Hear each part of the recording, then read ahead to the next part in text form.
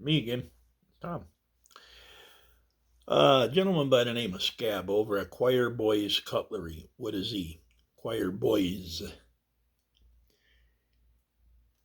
Great channel. He's doing all kind of lives and interviewing all kind of great knife men, and you wouldn't believe, Scab's just an all around great guy. He really is. But when the bushcrafting community started dying off, I was like, so I started looking at knife reviews, and I ran into a guy by the name of Donnie B all day, or Dbad, whichever you want to call him. And he introduced me to Scab. So, Scab had a 10,000 subscriber giveaway recently, which I won. Well, what I won is this Dbad guy. He designs knives, and he has them custom made by a place called the Kukri House over in Nepal. Okay, so what I won is a knife of my choice that he designed from the Kukri House. Donnie loves big blades. I mean, he's got one that's like, I think, 12-inch Musso Bowie. It's absolutely gorgeous.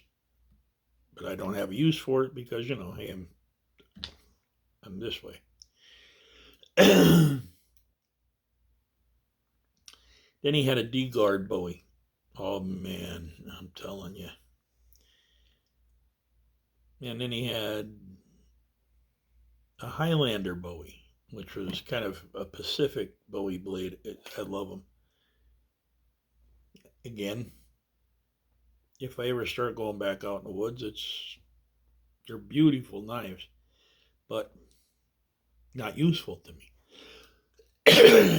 I'm not going to be traveling. Now, if I was when I was younger traveling, miles back nowhere, yeah, I would think about one of them because it would be an axe, it would be defensive, it would be a shelter builder, it would be a knife. I always carried a small knife, like the Swiss Army knives I talk about, or them trappers. Excuse me. I always carried a small one in my pocket because, you got a big blade that only does certain things. So when you got to do fine tasks and whatnot, yeah, you can get the blade and, play with it up towards the point. But if you carry just a small knife that didn't weigh anything, it's food prep, small game stuff, stuff like that. That's where I got into the piggyback habit because I used to have a UC 212 Bushmaster. That was kind of a D-guard Bowie. But it had pockets on the outside of the sheath. I always carried a small knife in one of the pockets. Just for that reason, just for, food prep, small game stuff. So we're getting away from the subject anyway. So I won this knife, and I'm looking through everything, and he was playing with a K-bar one day, which you all know me, and he's like, this is nice, this is a great knife, but I want to do it better, and he does it better. I mean, it's bigger, thicker, stronger. It's like having Bill Bixby and then the Hulk. Back in the 70s, a guy by the name of Bill Bixby used to play the Incredible Hulk. So, forget about the audience I'm talking to here. So, I go through all these knives. And I looked at this knife and I was like, that's incredibly gorgeous. I've admired it since he did it because he usually designs his knife, shows you the knife, I was like, that's it. That's what I'm going for. I'm going for the steroidal K-bar. So it came in.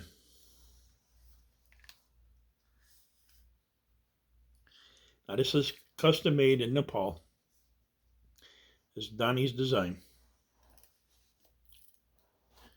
See if I can find the paperwork here very quickly.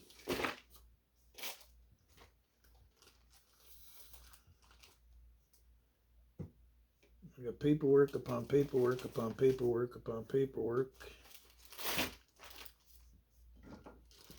I'm lining up a set of videos where I'm going to be reviewing 4 or 5 books.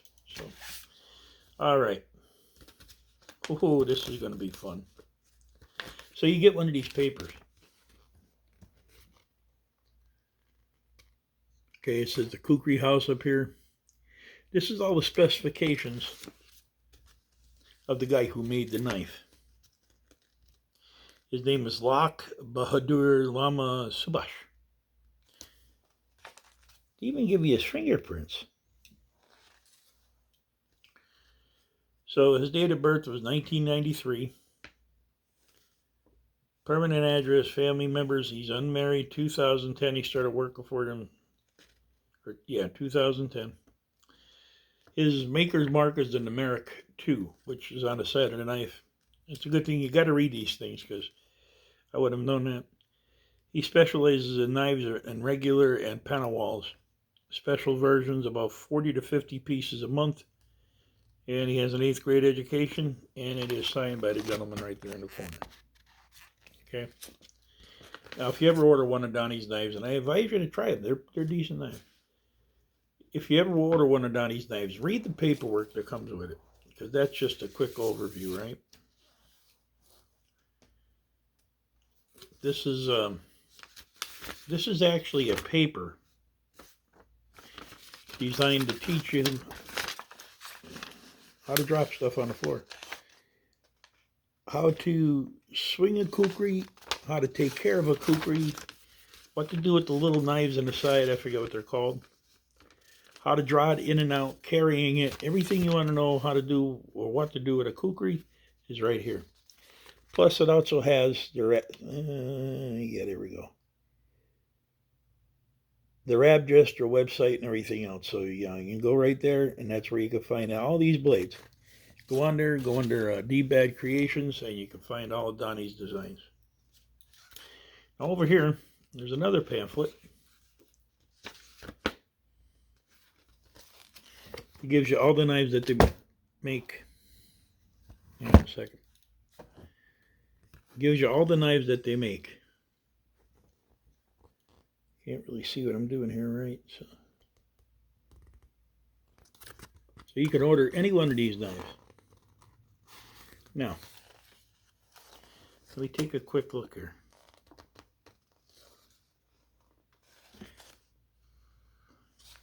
This one here is Donnie's camp knife that he designed. This is the Mission 4.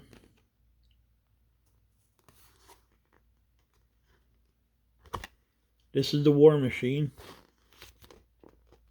These are all Donnie's designs. This is the D-guard buoy he designed.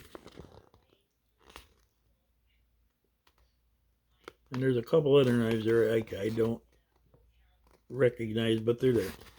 He also makes a little big man, like an EDC knife with a 3-inch blade, and the Preacher. The Preacher is this big honking buoy knife, and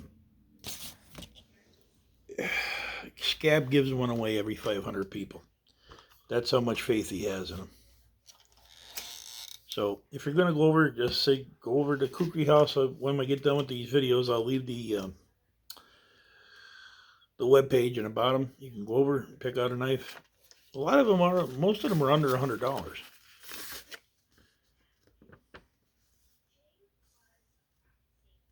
Okay, this is the one I wanted to get to. See, you got to read stuff, because a lot of people are complaining about they don't have an edge retention to it.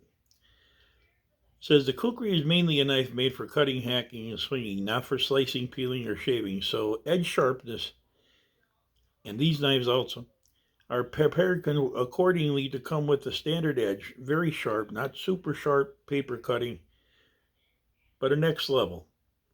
It's possible to request here that you have the edge, feather sharp, but with chopping, it would risk the bending or breaking, and a warranty does not cover this. The mass of the edge needs to be made sharper, not razor sharp, not hair popping sharp. Not possible. Not recommended to do so. The edge needs to be so thin and trimmed to make it a razor's edge that it's bound to break, as it will not be able to withstand the force and pressure generated by a swing.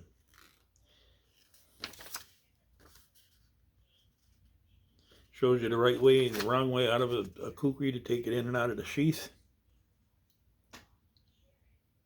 Okay. It also states in this pamphlet, just like it does with the kukri, that these knives are not shipped razor sharp. for the insurance reasons. And you ship these knives razor sharp, and like they said, that's probably half the reason why people break their knives is because they get the edge too thin. And once you sharpen the knife so many times, you get that thin edge. Then when you hit something, it's going to chip out or roll over. Excuse me. I had that problem with a custom knife once. Every time I cut something hard with it or I hit bone on a small game animal or something, it'd chip right out. Now, enough talking. It's like 10 minutes into it. Now we are going to take this outside and play with it too, but I just couldn't hold my excitement anymore. So that is the War Machine.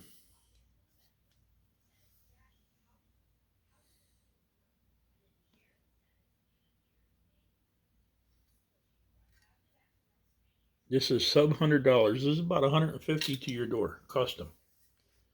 Okay. Now, before we get to the knife, let's get to the sheath. This is a piece of work too. Starting up here at the top, you have a D-ring. Now, a lot of you saying why?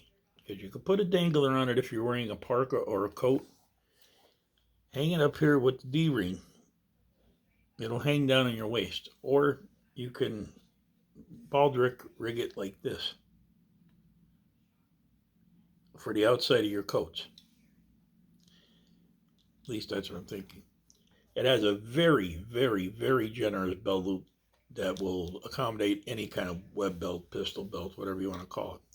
It's all heavy riveted in place. Nice retention strap, good thick leather. This retention strap is great. Now it does have a double retention, which makes the jump compatible. This is on the right side of the knife, away from the cutting edge, so when you put your knife in, you won't be cutting your retention strap. It's riveted up here top, single line stitching, beautiful well-made sheath. Right? The belt loop is 4 rivet in the back, which is really nice. Down here, they have this little D-ring, and you can put if you're going to use a leg lanyard or a leg tie, you could put it through here and you won't be tipping the knife out. What that means is when you put your lanyards through the drain holes in the bottom, or your leg ties, the tip of your knife starts to pull through here because when you sit down, well, if the case was older, when you sit down, it does this. And your knife will actually start wearing a hole in the bottom of the case. But with this, you don't, because this would ride like this. Great idea, guys. Absolutely great idea. That's the sheath. Let's take a look at the knife. All right. This is 52-100 steel from what I understand. It's got an 8-inch blade. There's a nice swedge up here. Now this is supposed to be sharpened and it's not. I wouldn't want to get hit with it, but it's not sharp. Okay. This is about a 1/4 of an inch thick spine. Spine is absolutely 90-degree spine. 2 nice fullers or blood grooves, which, okay, let's straighten that out for a little bit too. Years ago, knife companies used to put these fullers in to save on steel and to lighten the blade up, counterbalance. Hunters skinning and killing game and whatever with their knives, the blood would run out these grooves because this is where the suction is. So they thought it was what they call a blood groove. This is for bleeding out animals. And that's where it's got its name from, to my best understanding. So, anyway. So it's got an 8-inch blade. There's that maker's mark number 2 I was telling you about right there. The steel guard. The guard is pinned and welded into place. It's got rosewood scales, and it is full tang. Rosewood scales.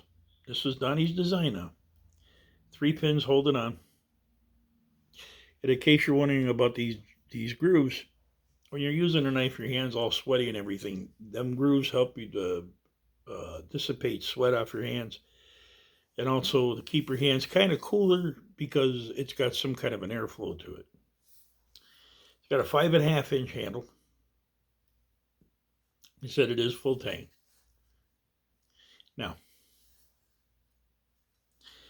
for me, I've got medium hand, large hands.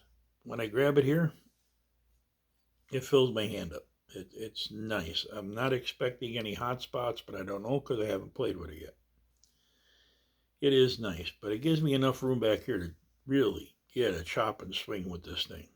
Okay, and it's a little bit under 2 pounds. There's some imperfections with it.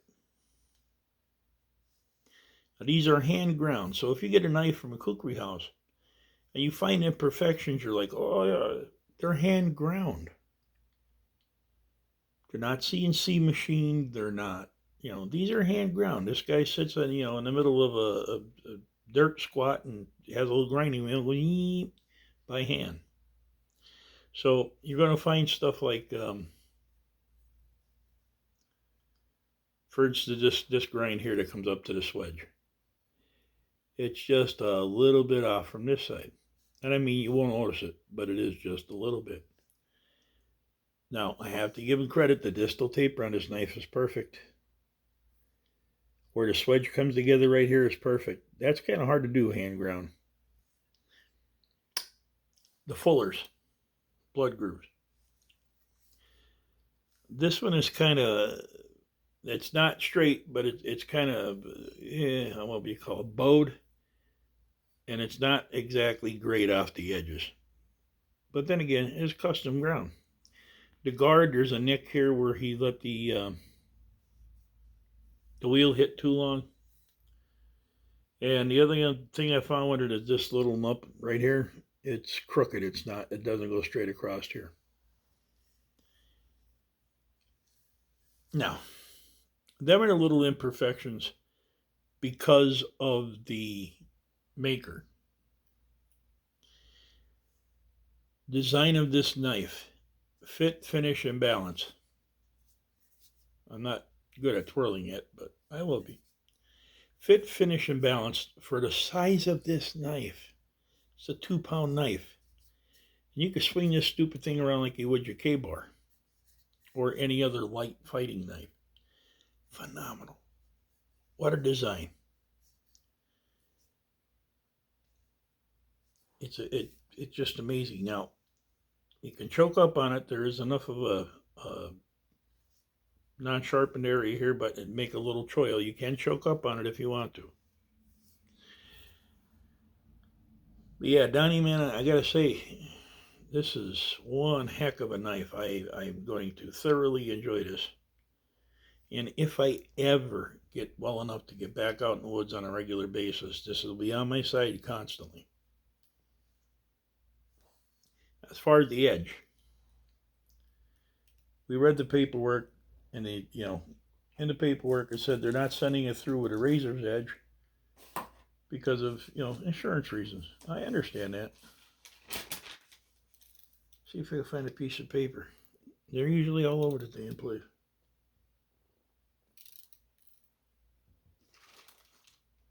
You know what we'll do? Get this piece of paper here.